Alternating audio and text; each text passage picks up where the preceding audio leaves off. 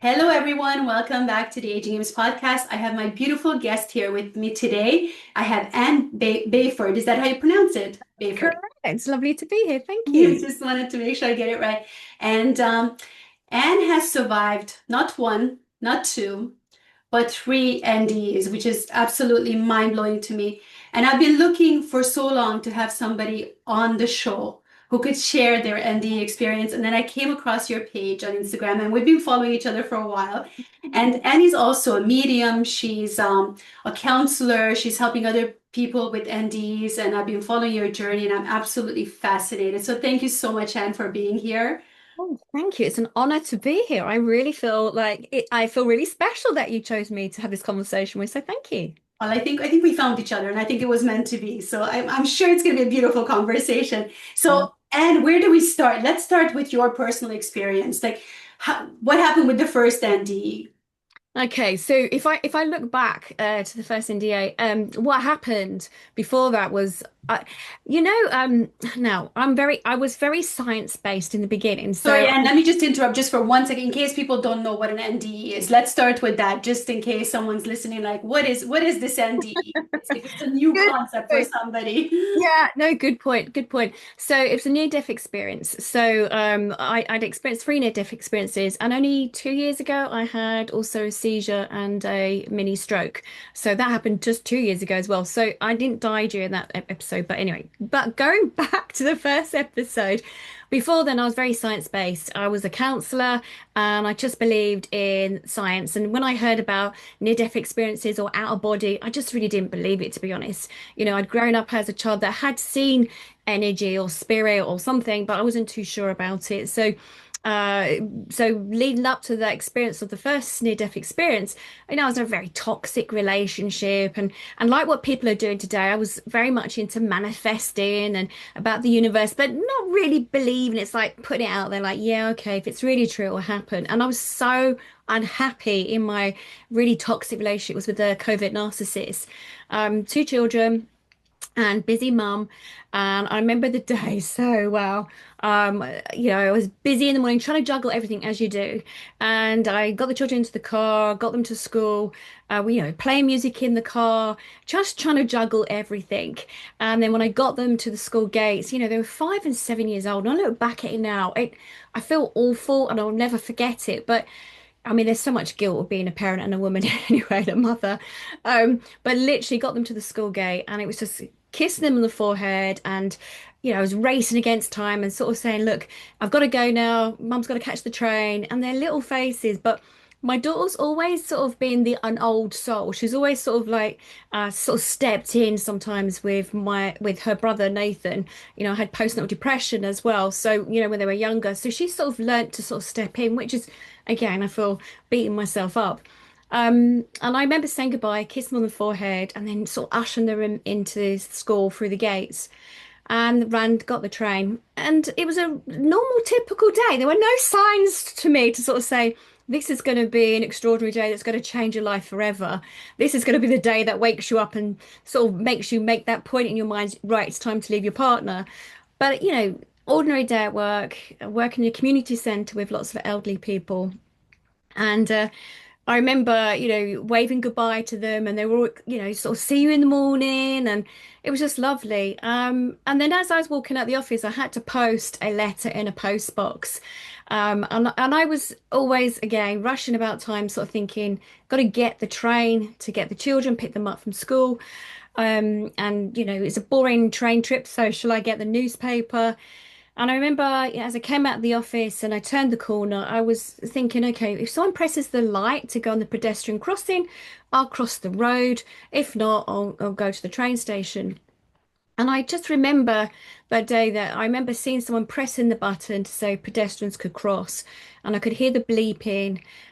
So it was a sign to say, yeah, you can cross the road, it's safe. And there was a green man there, and there was about four or five of us together. And as I was crossing the road, the first section of this road, the first half of it, I was again thinking, do I post the letter, walk straight across the road, or, do I go get the newspaper? Which meant I changed angle, changed direction.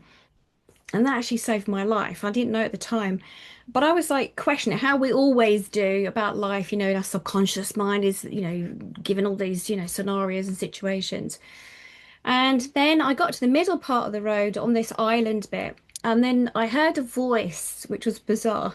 I heard my nan's voice, and again, I was quite science-based. And my nan's voice, I heard her sort of saying, "Everything's going to be okay. Everything's going to be all right."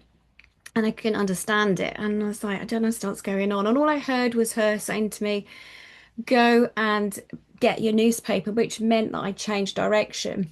Again, there was a green man, it was safe to cross. I looked in both directions, people were crossing. I stepped out at an angle, my whole body weight was on my right foot, and that was it.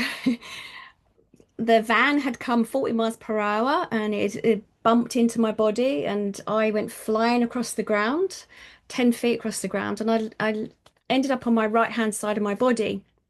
So, what that meant physically was my foot had been ripped up. It sort of turned in my ankle joint. And so there was lots of operations to fix that. Seven bones in that my foot were broken. Were damaged. My Achilles was damaged. And I'd knocked my knee. So I'd fractured my knee. Um, Coming up to my hip, I'd fractured my hip bone. And as I landed, I must have had like my stomach muscle or something that they said like my hip is sort of cut into my stomach muscle or something. It was like a watermelon around my stomach, so my whole torso was covered in bruises and it was quite swollen. And then I had fractured ribs on both sides. I didn't hit my head, which was good. But there was internal bleeding and my spleen was damaged and my kidneys were damaged, but I didn't feel a thing. So that was the physical side of what was going on. I was flat on the tarmac in the road, um, and apparently somebody had called an ambulance, and there was like an audience around, sort of watching, sort of spectators. I think a lot of them were in shock. But what I felt was nothing, and I felt very warm. And I felt that there was this white light around me, and it wasn't piercing to the eyes that I couldn't look at, but it was just very bright, and I could hear my nan's voice still there, and I just felt I was being wrapped around with a warm duvet or a cover. I felt calm, very calm. And I didn't understand where I was, and I just remember sort of looking at, looking around me, not sure where I was, and I couldn't understand. And then there was part of me that was looking down. So having an out of body experience where I was looking down at the road, didn't actually know that I had died or I was dead.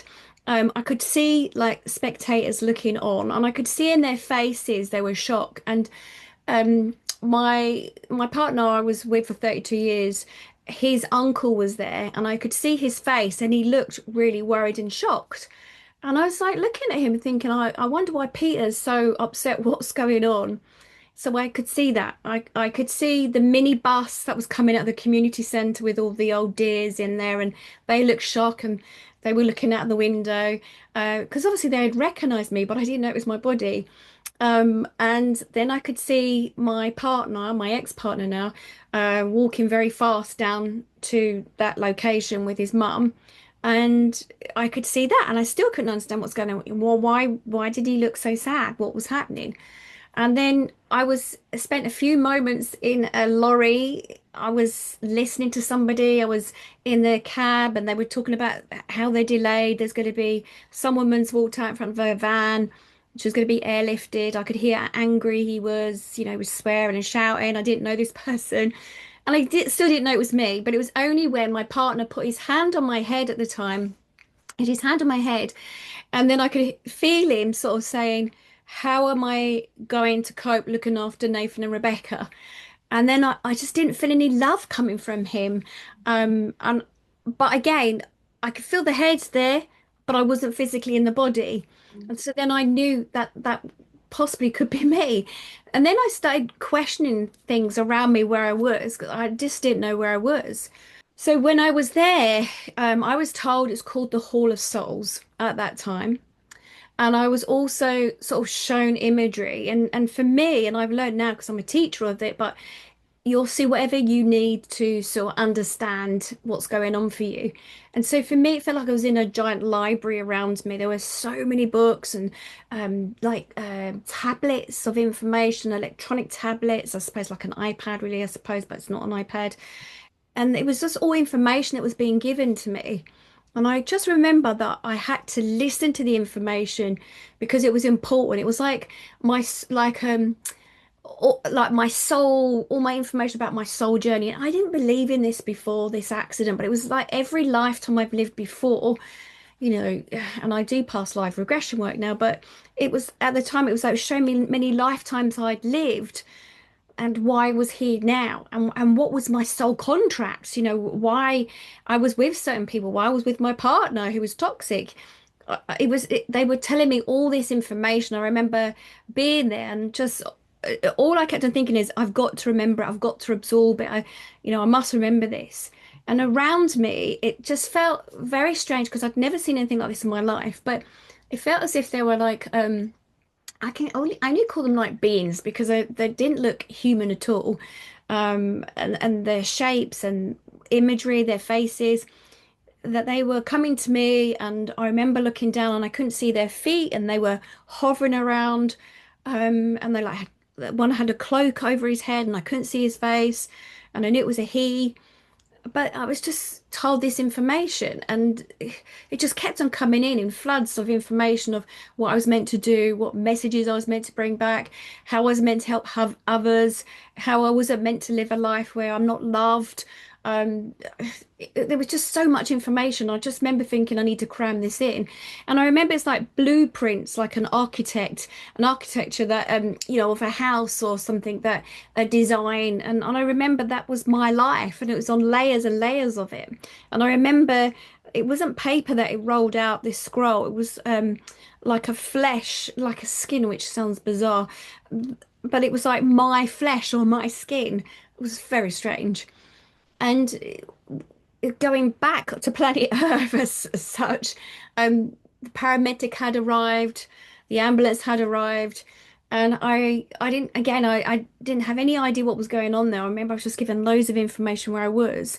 And then the next thing I know, there was a lot of pain that was coming into my body, and I when I looked down, I could see my heart was being paddled by the team, the ambulance, and then the pain that I felt, and I was just being pulled back in like a water slide coming back into my body, and then the pain in my body was immense, and they then lifted me into the ambulance, and the journey to the ambulance or and to the hospital, I was in I was lifting up out of my body, looking down at the top of the ambulance to see the numbers on the top of the ambulance and racing through London. I could see it. And then the crash team in the hospital, I could see the crash team, I could feel them, that the different departments, one was going to work on the top part of my body, one was on the torso, one was on my legs, and there was just tubes everywhere. And I remember I was out of my body looking in, and I didn't believe in any of this. I couldn't believe it. I was still trying to understand what was happening, what was the process. And then for weeks I was in intensive care, and there were moments I didn't feel I was there. I felt that I was holding my nan's hand, and I told the nurse, I said, you know, where's my nan? And she died when I was 15. I was in my 30s then. And she said, "Oh, you've had one of those experiences." And I said, "What's one of those experiences?" And then I started talking to her, and she understood. But it was scary. I had, my heart had stopped, and my spleen I had internal bleeding, my kidneys were damaged, my gallbladder had to be removed.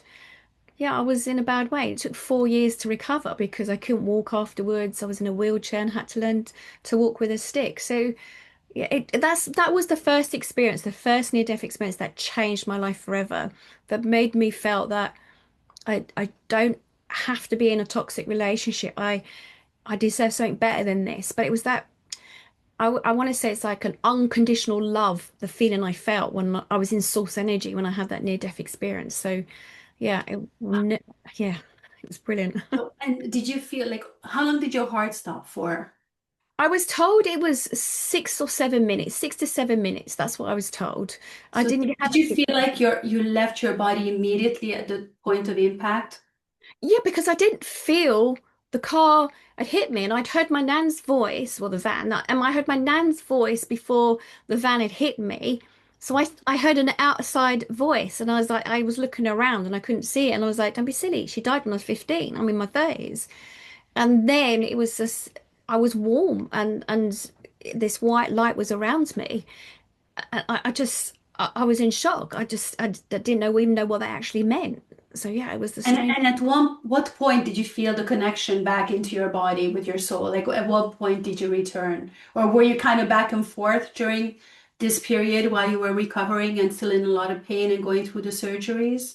So when my partner put his hand on my head, I had a connection back to my body, but I didn't return to my body. I could had the outer body experience by looking down at what he was doing, and I could feel like telepathically, how he was feeling, and I heard his words in his head, but I wasn't actually in the physical body, Mhm. which was bizarre, and I was like trying to understand it then. But the only time I returned back in, like that spiraling water slide that I came back in, was when they paddled my heart, when my heart started again.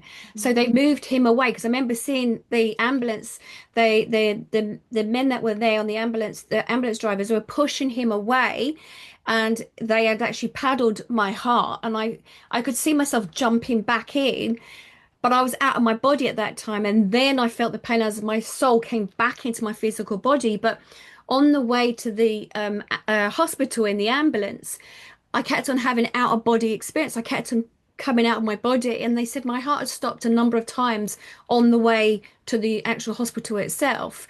And again, when I was in the hospital, where in the with the crash team, I was wondering, did my body or my soul think it felt safer to leave my physical body? So when I was there in the crash team and they were sticking tubes in, I was out of my body watching them, everything they were doing to my body, putting tubes in and drips and x-rays and everything. Because I remember having an embarrassing feeling because I thought my nan had always said to me, not my nan, my mum had always said to me, and my nan had said it too, always wear clean underwear because you never know what's, whatever. I got that too. And I was like, I remember looking down at the body thinking, because they're cutting my knickers off, they're cutting my pants off, and I was thinking, if I was in my body now, I'd feel embarrassed. But because I was out of my body, I had no shame. There was no shame. There was nothing at all. And yeah, and so I had those episodes of in and out of my body. Yeah, it was very strange. And after this long recovery that you went through, how did your life change? How did this event change your life? Did you get out of the toxic relationship right away? No, not right away. I mean, I was diagnosed with post-traumatic stress because I kept on, every time I closed my eyes or I heard a car, my whole body was in shock. I could feel it. And it took a long time. I had to have counseling and I had to have some medication for it because I didn't know how to manage it. Um, I was stayed in the relationship for quite some time actually. I only left the relationship 3 years ago. Mhm. Um, but we had a separate life. For me, I thought, for me, which I know now, which I don't recommend to anyone, as a mother, and because my mum had been married 3 times previously, and I'd had stepdads, and they were violent. As a mother, I didn't want that for my children, and I didn't feel that I could support them financially or work, in a job where I was earning enough money. In the COVID narcissist relationship, like many of my clients I see now, that I was constantly being told I couldn't do something, I couldn't do anything, I was nothing, I was useless, I couldn't achieve anything. Even God, it upsets me now because I think of the strong woman that I am now. But even when I wanted to drive the children in the car, I was like, well, I don't think you should do that just in case you have a crash, just in case this happens, just in case that happens. And because that was fed into my mind, I didn't think I was capable of anything. And it was only towards the end of the relationship. I'm 57 now, so what was it, 54 I left. But the children were older, they're adults, and I felt that was the time I could leave. I'd built my business up. I knew I could financially support myself, but he controlled all the money. So it's like, even food that we ate, he controlled everything. And my Wow. clothes, yeah. So it was a very controlling relationship. So it took a long time for me to leave. But each time I had a near-death experience, it was like, you got to leave him, you got to go. And I'm like, okay, I know what I need to do. It's very strange. Do you think, was there something, was there like sometimes people say there's a pulling or they tell you to go back because you still have work to do? Was there that moment on the other side? Yeah, and that's God, I love what you've just said because I when I look back, I know that the reason I had to come back was to find myself. Mhm. It was nothing else but finding myself so that I could go on to help others. Um, I was a counselor at the time, and it just made me question things. It changed my whole life. Sorry, because I still remember it so well. Because the woman I was before the accident, and then afterwards, I really had to find myself. I had to learn more about myself, empower myself, inspire myself. But in a toxic relationship, I, I was only part of myself. I was still that child sort of thing. I can't explain. I was being triggered back to old emotions, experience from my dysfunctional childhood. My stepfather was an alcoholic, and I'd been sexually abused by my second dad, who's Oh my taking God. drugs. So yeah, I didn't value myself. I didn't realize, and I'd seen the way my mum had been treated. So in my relationship, I wasn't being beaten up. I wasn't, he didn't go out with loads of women behind my back. So I was even told by my mother that, why are you moaning about the relationship? Put up with it, for goodness sake. You've got a nice house, you've got cars, the children are fed. And I just thought, from what people see from outside, they don't quite understand. So when I was told I had to go back, and believe me, I did not want to return because my life, sorry, it felt like hell. And I just, outsiders thought you live in this lovely house. I'm a kid from a very poor family, and what I've got now is I've achieved it myself. I'm the first one in my family to buy my own house and have my own business. So I didn't know at that time. I didn't know anything better. So yeah, I was being told I had to come back, and I didn't realize actually the biggest teaching in this was me learning about how strong I was, because the doctor said they were going to amputate my foot at one point, and then they said you're never going to be able to walk again ever on your leg. And so for me, with so this is the best thing that happened to me, right? Wow. Because I became really courageous and I was like, I'll show them I can do this. And that's when I started researching about Dr. Joe Dispenza. I started watching Dr. Bruce Lipton, Greg Braden. I then started looking at we are more than what we think we are. And that's when I started learning about energy, and I started learning about our mind over our bodies. And it really is our mind, where our mindset is at, that we can achieve anything. And that's what I had with the second near-death experience when my lung collapsed.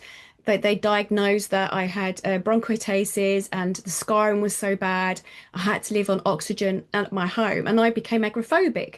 So 2 years I lived in my house after my lungs had collapsed. I didn't want to go anywhere. I was scared.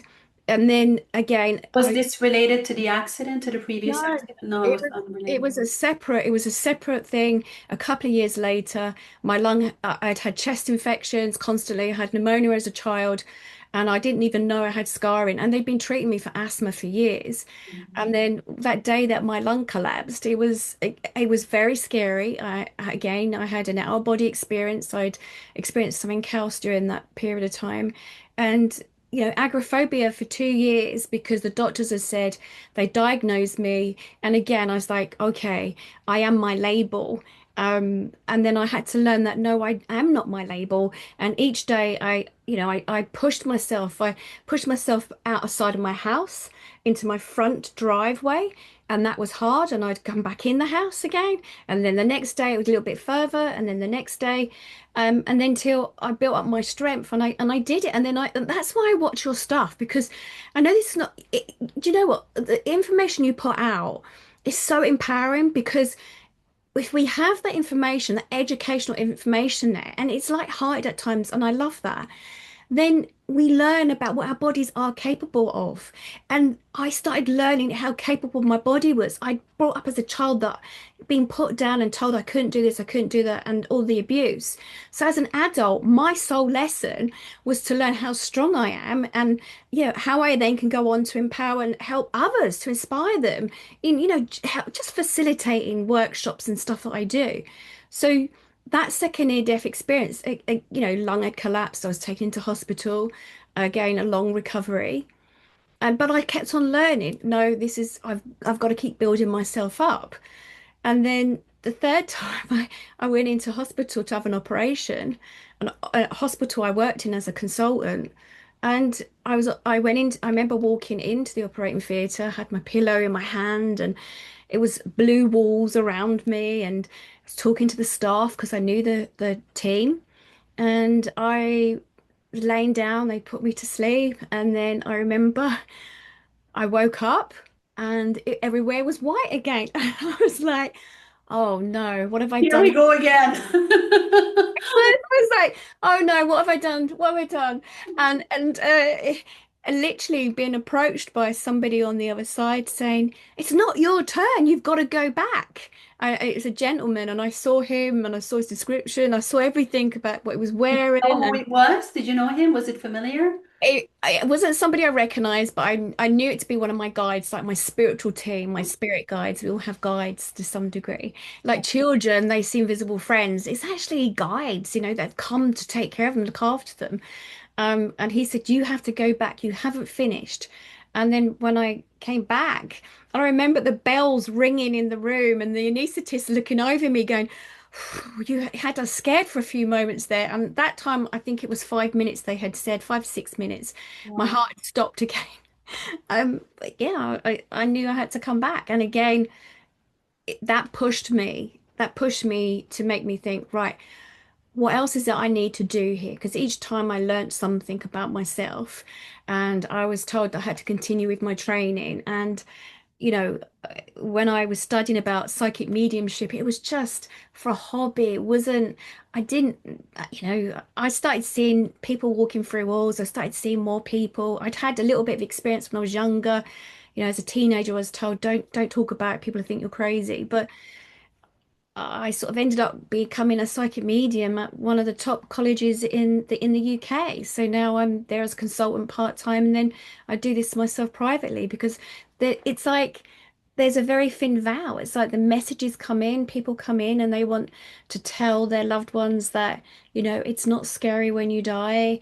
They're on the other side in whatever activity they're doing, and they'll give me a description of their favorite place, and I'll bring up information about, do you remember about that dog or whatever it is? And because I've been there, it doesn't feel alien to me, but it's a very strange world I work in. Did you have disability even before your NDEs as a child or when you were younger? So this came with the after the NDE. So when it comes to the abilities, when I was a child, I remember hearing, I mean, I thought it was normal. I remember hearing animals. Mhm. And I just thought everyone heard the animal. Yeah, I thought everyone heard animals. And I remember saying to my mum, I'd woke up in the middle of the night, I had kept pet snakes. I was a bit of a strange child. I had snakes too. Two, wow. Oh my God. Rosie, Rosie, my little snake. Oh my God. Yeah, Yeah. I had a Mexican grata snake. So she was small, he was small. I called him Gilbert because he was green. Um, but I loved him. I was brought up with animals, and every time it was, horrible at home as a child growing up and they were fighting, I used to then go and talk to my animals, and I thought it was quite normal. I didn't know it wasn't normal. And till my mum said people think you're crazy. And then, certain neighbors down the road, she'd take us into, see a neighbor. There would be an old person probably, and then I knew they were going to pass. Or they had their loved one in the room wanting to talk to them. I didn't know that I was a medium then. I didn't know anything about this until, my mum kept saying to me, don't tell anyone, they're going to think you're crazy. It was only later on that I learned, I think it was about 10, 12 years ago, that actually her father was quite psychic, and he had family members that are quite psychic. So it was on that bloodline. And then my dad, because he left when I was two, he had family members, my grandmother. So my grandmother on that side also, she was a medium. She went to spiritualist churches and did her thing on the platform. I wasn't told any of this. So it was a bit of a surprise. So this really woke it up. Yeah, it really woke it up. So you inherited the gift. That is so cool. Yeah, it's quite strange in the industry, like where industry. When you talk to psychic mediums, it might be one member of family that are medium, they've got the mediumship skills. Everyone's psychic and natural intuition. This is why I teach about your natural intuition, your gut feelings to really absorb into it. But it's quite bizarre to have two bloodlines with that on both sides. And so, And yeah. then not knowing, growing up like that without knowing this. That's I wish I had known because I wouldn't have felt so bizarre or strange. I felt the strange child in the playground that went off. I'd rather, play with worms and insects rather than playing some silly kiss chase game with boys and other girls. I just didn't fancy that. It wasn't interesting to me at all. that's so interesting, and that it led you to where you are today and helping others.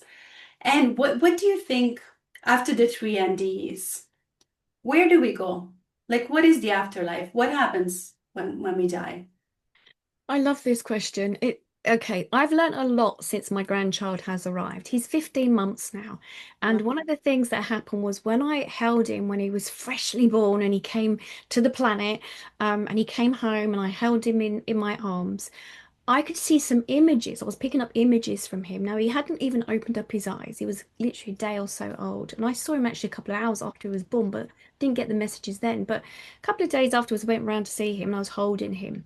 And it was almost as if there was a movie playing out in his mind. And I could hear it and see it because of the work that I do. And I remember I was having a conversation with him, and he said, I said to him about my son Nathan, and he said, he's my brother in arms. And I said, brother in arms, that terminology is normally used as when soldiers or war. And he showed me imagery of sandals and like a Roman soldier, and he'd been in a war with my son before. So past lives he'd had. And he was giving me the experience of what he had seen. Now, I was like, I'm not making this up. This child's not watched TV. And I just remember thinking, oh my gosh, so you've got that information from that past life that you're carrying already, and you needed to come to my son, his family as a soul pod because there's a connection.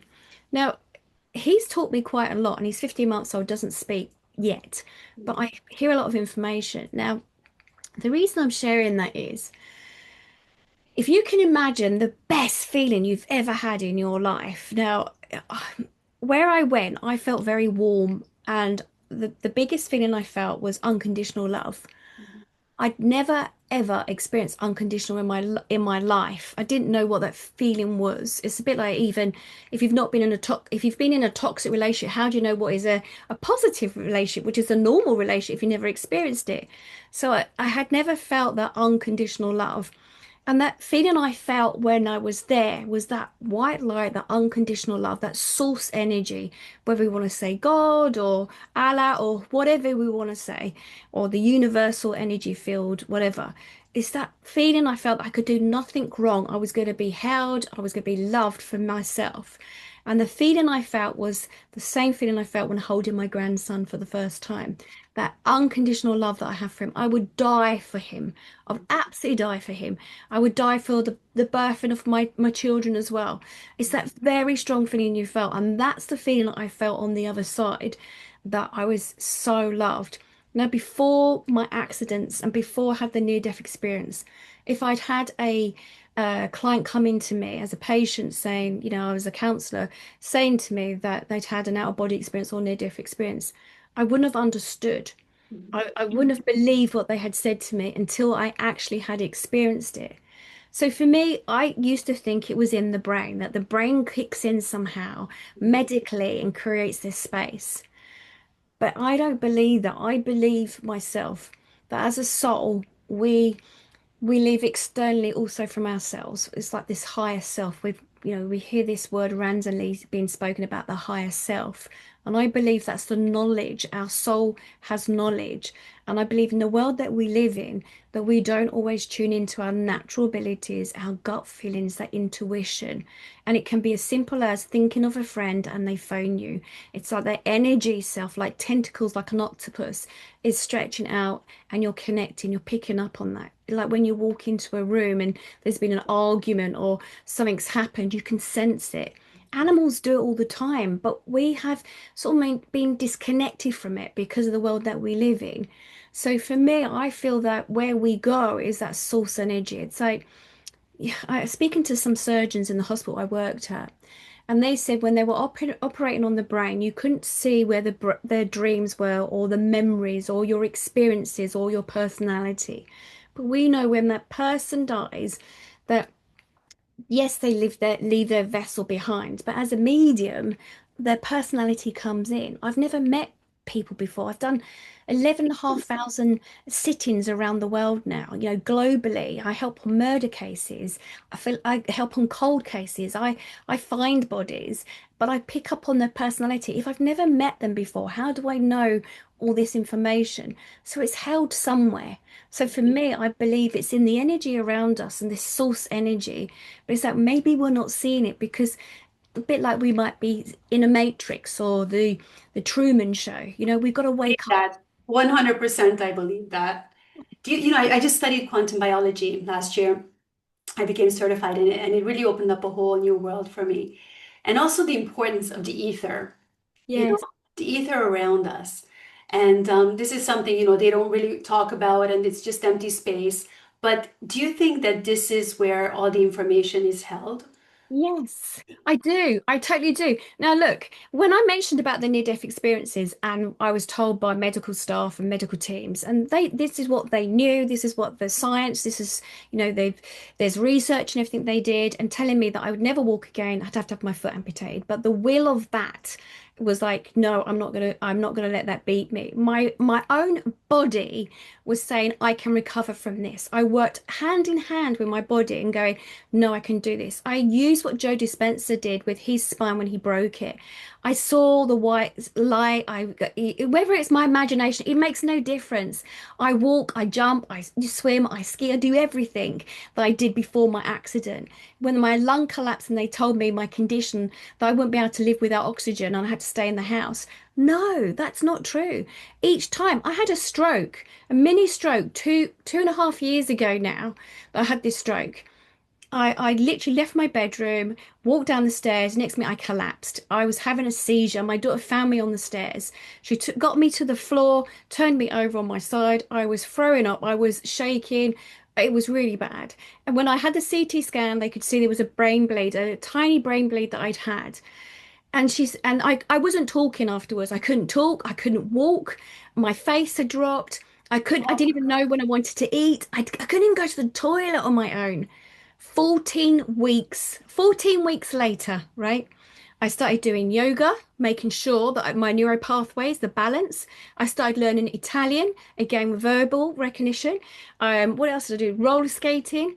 I made sure that I wanted to come back. Now, if our bodies, and we work hand in hand with our bodies and the energy of ourselves, and that's in the ether around us as well, because if you think, it's our mindset. Our mindset has to be on board. But if you think that when we are scared or when we are fearful about something or how we see ourselves, like I did in that toxic relationship, it's that energy we're sending out to everyone around us. We're not creating anything. It's like we make ourselves small.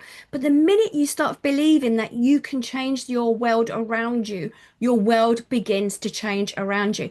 There's that, is it that quantum physics, there's a experiment, I can't think of it now, where they The watch. double slit experiment, and you need an observer. I Yeah. love you. I love you to bits because it went out of my head. Yes, the minute you start observing how you have changed, other people start observing that you have changed as well. Life begins to change. And that's what I work with my clients. It's like getting them to where they want to be. And that's why I love the work that you do and other people out there that, positive mindset, looking at it. And it's okay not to be positive sometimes because we need that time to sort of chill. Yeah. But it makes a difference to the energy fields around us. Yeah, I'm totally with you on that. Oh, Yeah. I yeah. love that. You're like my long lost sister. I love it. It's true. It's so Yeah, I true. feel like that. Yeah, I feel like such a connection, honestly. Like I felt that from the first moment that I saw your page. I'm like, oh, I gotta talk to this girl. I gotta talk to her. bless you. And I love you for saying girl at 57. I love that. I'm 55, so I'm still a girl. So well, almost Yeah. almost 56. Getting close. 2 more months. Um, and so a lot of people are like paralyzed by fear, right? And the biggest fear we have in life is the fear of death. Yes. How do we overcome this fear? so that we can live life fully. Because I mean, I've got stupid fears. I'm terrified to fly, and I still fly, but it's it takes me so much, and obviously it's not really the flying; it's dying on the flight. So it kind of limits us and it holds us back from doing some of the things that we really want to love. And for me this year, like 55 was like stepping out of my comfort zone and doing all the things that scare me. I've really been trying to do that. But how can you get rid of the fear? How can you realize that there's nothing to fear and everything happens for a reason? Right. Okay. Number one, my son's a captain for British Airways. I'll get him to talk to you about flying. So if you understand Oh, the whole thing about flying, like he's got his own thing now for Rob on Instagram. I'll send you the link because he's okay. really good at that. So that'll help you. Once I started, because I was so scared about flying, but once I understood what all the noises were, he helped me to understand that it needs to do this, Mum, because this sound is happening, this flap's happening, whatever. So he can do that practical side if you're interested. So Very that's the side. cool. Because this is the key, right? This is the key. It's understanding. It's researching. It's having a look, delving in deep to look at the practical sides first of all, okay? If there's limitations and stuff like that. But the next thing is I had there was a air crash, Indian air crash last year, I believe. Yeah. Was right. So both two of my friends, one of my very close friends, Fingal, he was a medium too, and he had this wellness foundry thing on Instagram. I was talking to him at the airport before he actually got onto the plane. So him and his husband were arguing a little bit at the airport because they got very early, a little niggled at each other, but not big. And so he was texting me before the actual flight. Sorry. He was texting me before the flight talking about him and his husband. And then they sent me a little video of them tell both themselves and they were laughing and he sent it via Instagram. And then he was on the plane that crashed. Now I was talking to Andrew, my partner, my new partner, my soulmate, and I was talking to him about, oh my God, I just heard about a plane crash. And I went, oh my God, it can't be true. It can't be true. I'm sure that he's on it. Now, when I sat with the energy, they were both sitting on the aisle seat, sort of hand in hand, and I could feel the feeling they felt before the crash. Now, this is as a medium, and I could feel that they both were scared, but they were holding each other's hands and they knew they were going to go together. And then that was it. And then a couple of weeks after the crash, he came into my office in spirit and he said to me, and I'll never forget, sorry, he said to me, being how he was, he said, Anne, I can help those on the other side now because he's on the other side, which was lovely. So he was talking to me, and I know that he's safe and he's on the other side in spirit. Now, for me, what I have found when I'm talking to my clients, and I work with clients who may have committed suicide on the other side, and I have their family members here. For their family members to know that when they are talking to those, not just those who've been murdered or suicide or those who just passed, they know that they didn't hurt when they passed. They didn't feel a thing. Now, I always remember there was one particular case that the young guy had used a gun and shot himself in the face, and he came in, and I could see what had happened, so I could explain. Clients sit in front of me, they don't tell me anything. I don't want them to, Yeah. and he came in, and his family member, the biggest thing that they wanted to know, did he feel any pain? And he said, I didn't feel any pain. It was the fear leading up to it. Now, this is important. One, there's always someone to meet you on the other side. There is no, and people want to like this when they hear this, there is no such thing as hell. Mhm. That doesn't exist, okay? On planet Earth, it is like the school. This is where we're learning things. This is where we're experiencing pain and everything else. So some would say maybe this is hell. I don't know, whatever you want to call For it. some people it is. Yeah, it is, and I understand that. But our soul needs a physical vessel that has the sensory system to actually feel everything, to hear, to taste, to touch everything. And that's subconscious mind and the ego. But the trouble is, the world that we are living in right now is sort of almost like it's drumming up that sense of fear, fear of you've got to be separate from people, you've got, live life in a certain way. There's those mortgages, you're trapped by your debt, you're trapped by losing your job, and fears everywhere. But it only exists in your mind. It's about learning how do you manage that fear. it exists in your mind. And once you know that it exists in your mind and that it's as real as you want it to be or not, then you can control it and you can manage it. So, for instance, with you, with, flying and everything, the minute I learn about, okay, it's not that bad, I need to learn why the plane makes these sounds. Why does it feel like this? When I started learning about that, I was like, right, I need to learn that I don't have control over who's flying the plane. I just have to manage the experience that I'm having. And then I have to know that if I say, for instance, I was scared of dying while I'm flying, I know it doesn't hurt when you die. So it's just a fear in the human brain to protect ourselves, the subconscious mind going, don't put your hand in the fire, it hurts. Don't do this, it hurts. Don't go into that relationship because you've been in a similar relationship before.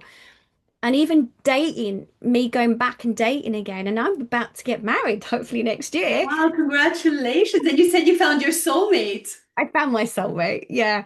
I Wow. needed to have the experience I had with the other person so that I know that what do I rightfully deserve? What is rightfully there for me? And it was by sheer chance we've come across each other. It was, Or was it? Or was well, it? yeah, I would say divine timing, divine Divine intervention for timing. sure. Yeah. And so yeah, so your soulmate came in and everything. But yeah, I'd say fear. It's you got to work through that fear. What if your soul was here to work through that fear? What if your lesson here, while you're here right now, is to work through that fear so you can push through it? I love that. And as a mom, because Yeah. that's my second actually that's the first biggest fear. I also have a child. He's 28, and I just found out I'm going to be a grandma as well. Oh, well done. And Congratulations. yeah, it's still I'm still trying to digest it. Um, so the biggest thing for me is like I'm obsessed with like keeping my son safe or something happening to him, and then I think I would die without him. It's like you don't feel like that about anyone else in your life. Like eventually my husband's older, I'll probably lose him or my parents. Like that's you accept that as a fact that eventually it will happen. But my child, it's like even now, it's like call me when you got home. Don't drive in the rain, like all that stuff. And then I'm worried that once I have a grandchild, I'm going to be even more obsessed by Yeah. how can, and I'm sure this is a problem, I know for a lot of other moms and everyone, and how can we step back and just let them live their lives and have their experience without inflicting this fear onto them? I love that. I really do love that because I'm like that with my children. My son's 29 and he flies every day and anything could happen in a That's what plane. I'm saying. Like your son is a pilot. Like that's my worst Yeah. nightmare. Yeah, right. I understand, I got you. And my daughter's 31 and she travels around the world and she's 1 minute in a jungle or the next minute she's somewhere else. I'm like, Oh, oh my God. But this is the thing. With fear, we fear of what might happen. yes. So it's our mind creating scenarios, right? So I don't live in the fear of what if. If anything, I focus on how blessed I am. I had 5 miscarriages before my two. Sorry, emotional. And having my two pregnancies was so difficult. I nearly lost my baby during the pregnancy. And they're so special, like any mother, they're going to be special. And a father, of course, because my son, he adores his child so much. But the thing is, I've got to think to myself how I see the world now. Mhm. How blessed am I to have had this beautiful, amazing experience with them? How lucky am I to have had that experience and to focus on what I have had, the positive. I could stay in my mindset and look back at my past and think how negative, how terrible, whatever. You remain a victim. You're not the survivor, you're not the warrior, whatever. And this is what, I've been doing with a lot of my clients. It's like, no. We have to look at all the beautiful things that have happened in life and set the mind at that. I say before you go to bed at night, 5 beautiful things that have happened in your day, snapshots. Now, because of my what I've experienced because of my mini stroke that I had, my memory isn't always fantastic, short-term memory. And so I take a lot of photographs. And so at the end of the day, I'll sit there or look at the videos. I've just done it today. I had my grandson, and believe me, I'm 57 and I feel 15. And I thought the word grandson, I thought, or grandchild, I thought, I'm not old. I'm not ready to be I old. And hear I'm you. not That's old. me. It's like Yeah, what's happening? no. But do you know what the best thing, Ling? Do you know what the best thing is? I can put on my yellow wellies with my little tiny bumblebees on and splash in the paddles with him and have great fun and be silly with him. I feel young again and I can enjoy it. I'm not worrying about, when we have our children and we're going through it, we're experiencing it in a different way. Yeah. But so with the fear of losing someone that's very close, it's like just to focus the energy on what you have now instead of letting your subconscious mind run riot with you, thinking, what if this happens? What if that happens? Because the day that I died, the first time I died, I never knew I was going to get knocked down by a van. So I live every day like it's my last day. And I live every day where I'm enjoying myself. And every day I'm laughing and giggling as much as I can. Yes, I have bad days too. If I'm working on a murder case, I'm working on something now with a child that's 11 who's been murdered. And I'm like, I don't want to be working on this case, but I know I have to. And it has its moments. But it's like, so I had my grandson this morning and I videoed him being silly. And tonight, I will go to bed and I will focus on what has happened that I've enjoyed. And I know as a soul pod that, the relationship I've had with my son and the relationship with those who may pass over, who are going to pass over at some time, that we were meant to come here together and I'll see him again on the other side. I'm not going anywhere. My soul is coming back and I will be with them and they'll be with me. And do you think that once we do pass over, we do reconnect with the same souls over and over again? Yes, now listen. Yes, we do. But I want to reassure people that if you don't like that person, Uh-huh.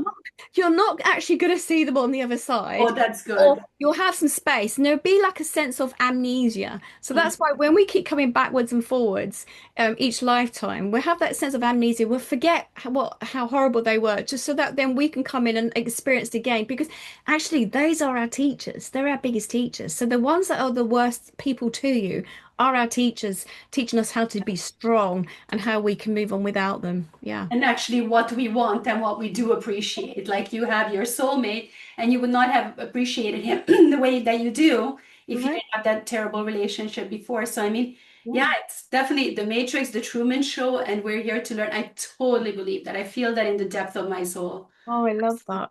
I love And that. I Well, can have you on here until about midnight because, like, I have a million questions in my head, but then I can always come back again. yes, please do because we have, I think there are so many different rabbit holes that we could go down.